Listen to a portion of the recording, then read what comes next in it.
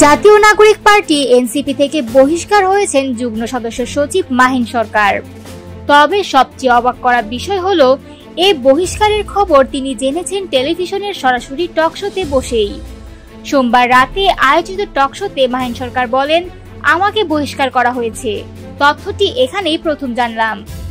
তিনি আরো জানান, দলীয় সিদ্ধান্ত বা ব্যাখ্যা কেউ তাকে স্পষ্টভাবে দেননি। তার ভাষায়, আমার কাছে যদি কারণটা পরিষ্কার করে বলা হতো তবে বিষয়টি ভালো হতো। আমি তো জবাব দিয়েছি, কিন্তু বহিষ্কারের আসল কারণটা এখনো জানি না। মাহিন সরকারের অভিযোগ, তাকে কোনো কারণ দর্শানো নোটিশ দেওয়া হয়নি, যদিও দলীয় সূত্র বলছে শৃঙ্খলা ভঙ্গই মূল কারণ।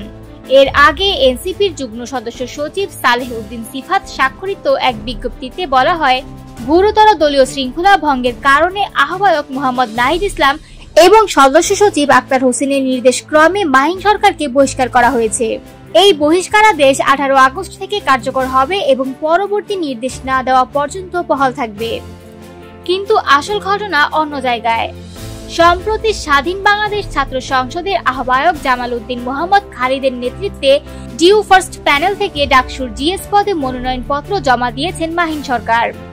আর এই সিদ্ধান্তে খুশি হয়নি এনসিপির শীর্ষ নেতৃত্ব। দলীয় সূত্র জানায়, বাংলাদেশ গণতান্ত্রিক ছাত্র সংসদ হলো এনসিপির ঘনিষ্ঠ ছাত্র সংগঠন। বাকসাসকে প্রার্থী চূড়ান্ত করার ক্ষেত্রে গুরুত্ব দেওয়া হচ্ছিল, অথচ দলের গুরুত্বপূর্ণ পদে থাকা মাহিন সরকার অন্য প্যানেল থেকে প্রার্থী হওয়ায় তা বাকসাসের জন্য সরাসরি ক্ষতির কারণ হয়ে দাঁড়িয়েছে। এনসিপির এক কেন্দ্রীয় সদস্য গণমাধ্যমকে বলেন, দল তাকে বারবার নিষেধ করেছিল, কিন্তু মাহিন সরকার তা অমান্য করে প্রার্থী হওয়ার সিদ্ধান্ত নেন।